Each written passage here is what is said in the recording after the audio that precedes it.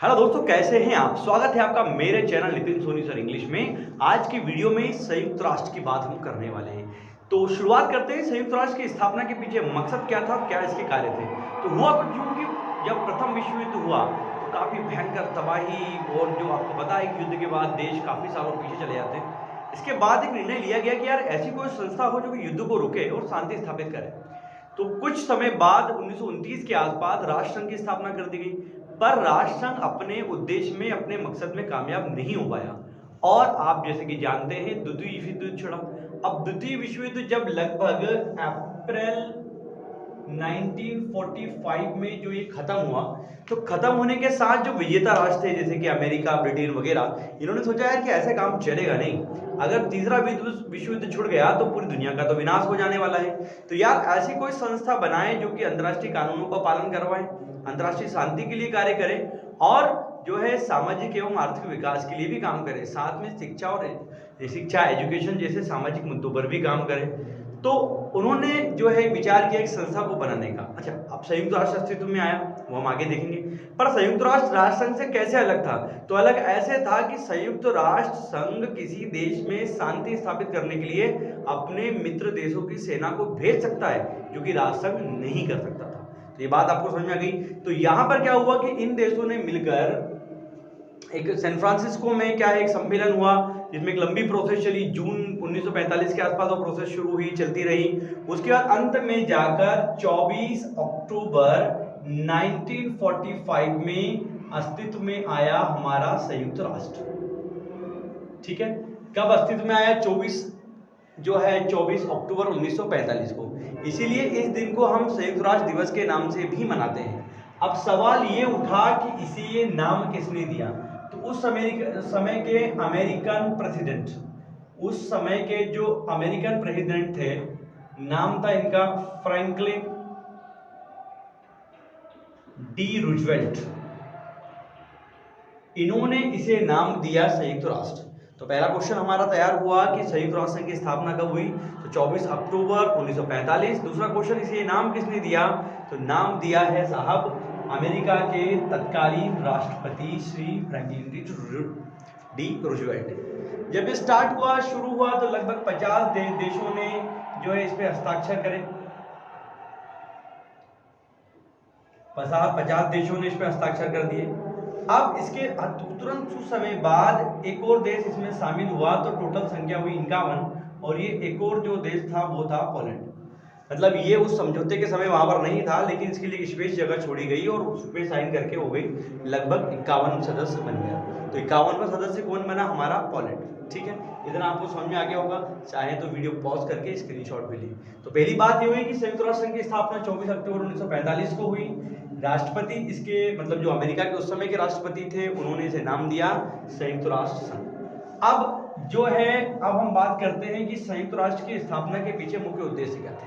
संयुक्त राष्ट्र का मुख्य कार्य क्या है? इसका मुख्य कार्य अंतर्राष्ट्रीय शांति को स्थापित करना और सभी देशों में सामाजिक, आर्थिक, राजनीतिक स्थिरता को बनाए रखना, और लोगों के विकास के लिए, डेवलपमेंट के लिए काम करना, एजुकेशन के लिए काम करना, शिक्षा, स्वास्थ्य, सुरक्षा को सुनिश्चित कराना। साथ में कई देश ऐसे हैं जो बहुत ज़्यादा बैकवर्ड हैं, अपने देश का लालन पालन मतलब संचालन ठीक से नहीं कर सकते हैं, तो उनके संचालन के लिए भी इसके सदस्य देश इनकी मदद करते हैं। तो ये बात हो गई। अब बात करते हैं इसके मुख्यालय की। इसका मुख्यालय जो है वो है न्यूयॉर्क में, और ये है न्यूयॉर्क के मैनहट्टन द्वीप पर। न्यूयॉर्क के मैनहट्टन द्वीप पर इसका जो है मुख्यालय है संयुक्त राष्ट्र संघ का, जो कि लगभग 17 एकड़ जमीन पर फैला हुआ है, और ये 39 मंजिल की एक इमारत है। इस पे इसका मुख्यालय स्थित है। और इस मुख्यालय के लिए जो जमीन दान दी है वो है, उनका नाम है श्री जॉन डी रॉकफेलर। ठीक है, तो इसके मुख्यालय के लिए जो जमीन दान दी है वो मिस्टर जॉन डी रॉकफेलर ने दी है। न्यूयॉर्क में इसका मुख्यालय स्थित है। New York as you all know कि ये है यूएसए में। ठीक है ना, 17 एकड़ जमीन पर 39 मंजिला इसकी इमारत है, और इस पर भूमि दान दी है जॉन डी रॉकफेलर ने। वर्तमान में इसमें 193 सदस्य हैं, 193 देश इसके सदस्य हैं, और सबसे नया सदस्य है दक्षिणी सूडान। दक्षिणी सूडान जो कि 2011 में इसमें शामिल हुआ। तो अगर क्वेश्चन बनता है कि वर्तमान में संयुक्त राष्ट्र में कितने सदस्य हैं, तो वो हैं 193 और सबसे नया सदस्य है हमारा दक्षिणी सूडान। ये बात आपको समझ में आ गई होगी। अब हम देखें कि इसको निर्माण में 5 देशों का एक विशेष योगदान रहा है। तो इसके जो कि 5 स्थायी सदस्य भी कहलाते हैं वो हैं आपके अमेरिका, ब्रिटेन, रूस, फ्रांस और चाइना यानी कि चीन। ये 5 इसके स्थायी सदस्य हैं, इनको विशेष पावर मिला हुआ है, जिसे वीटो पावर या निषेधाधिकार भी हम कहते हैं। तो ये 5 देश इसकी स्थापना के लिए मुख्य रूप से जिम्मेदार हैं और ये 5 महाशक्तियां इसकी सदस्य हैं। अब बात करते हैं इसकी भाषा की। 6 भाषाओं को मान्यताएं प्राप्त है इसमें, 6 भाषाएं इसमें हैं, जिसमें है आपकी चीनी, अरबी, अमेरिकी, इंग्लिश, स्पेनिश। ठीक है, चीनी, अरबी, अमेरिकी, इंग्लिश और स्पेनिश, ऐसा करके 6 भाषाएं इसमें शामिल हैं। और संचालन की जो भाषाएं हैं, इसको संचालन करने के लिए जो मेन भाषाएं हैं वो है इंग्लिश और एक इसमें है आपकी फ्रेंच। ये 6वीं भाषा इंग्लिश और फ्रेंच जो है मुख्य रूप से संचालन के लिए भाषा मानी गई है। हालांकि भारत इसमें हिंदी को शामिल करने के लिए भी बहुत प्रयास कर रहा है, पर अभी तक हिंदी इसमें शामिल नहीं हुई है। तो मुख्य भाषाएं इसकी 6 हैं, चीनी, अरबी, अमेरिकी, इंग्लिश, स्पेनिश और फ्रेंच। और मुख्य संचालन की जो 2 लैंग्वेज है वो है इंग्लिश।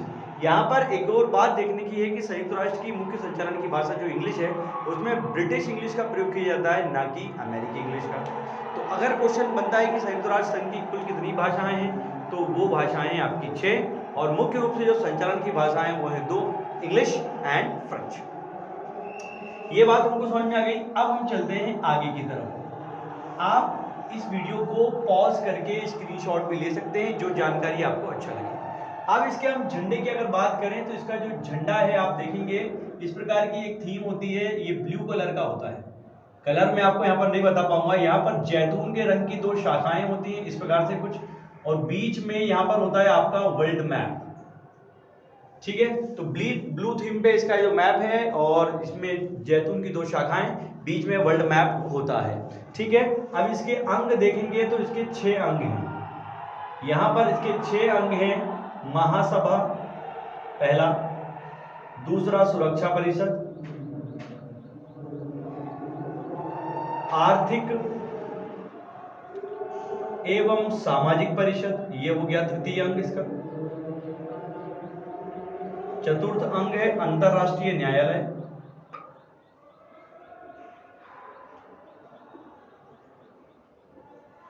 सचिवालय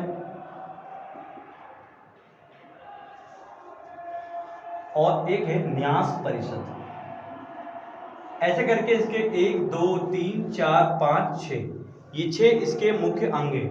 यहाँ पर अंतरराष्ट्रीय न्यायालय, ये इसका मुख्यालय है हैग में, जो कि नीदरलैंड में है। ठीक है, जो कि कहाँ है, नीदरलैंड में। इसके अलावा सारे मुख्यालय कहाँ हैं, न्यूयॉर्क में है। ठीक है ना। तो पहला क्वेश्चन यहाँ पर ये बनता है कि संयुक्त राष्ट्र संघ के कितने अंग हैं, तो वो हैं आपकी 6 और इनमें से 5 जो अंग हैं इनके मुख्यालय न्यूयॉर्क जो कि अमेरिका में है।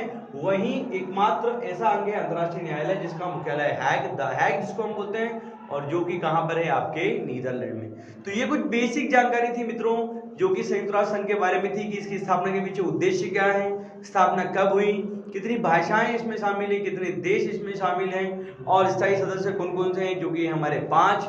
ठीक है, और इसकी आधिकारिक भाषाएं और संचालन की भाषाएं कौन सी और कौन कौन से अंग हैं। ये थी इसकी मुख्य जानकारियां संयुक्त राष्ट्र। ये था मेरे वीडियो का पार्ट 1। अगले पार्ट में इसके पूरे 6 सदस्यों जो मतलब 6 अंग हैं, इनके कार्यों के बारे में हम बात करेंगे। जैसे कि महासभा जिसको हम जनरल असेंबली कहते हैं, इसके बजट का निर्धारण और सारे जो संचालन संबंधी कार्य महासभा में किए जाते हैं। एक बात और इम्पोर्टेंट है कि वर्तमान में महासभा के महासचिव एंटोनियो गुटेरस हैं, जो कि पुर्तगाल के हैं। तो एक जनरल इंट्रो था जो है यूनाइटेड नेशंस का, यानी कि संयुक्त राष्ट्र का, जो कि राष्ट्र संघ के स्थान पर आया और आज भी जो है पूरे विश्व में संचालन के काम को बहुत आसानी से और बड़े ईमानदारी के साथ कर रहा है। उम्मीद करता हूँ यूनाइटेड नेशंस का पार्ट 1 आपको पसंद आया है। अगर पसंद आया है तो वीडियो को लाइक और शेयर जरूर करें। पार्ट 2 में इसके अंगों के कार्य के साथ बहुत जल्द फिर आपसे रूबरू होऊंगा। टिल देन पढ़ते रहिए। जय हिंद।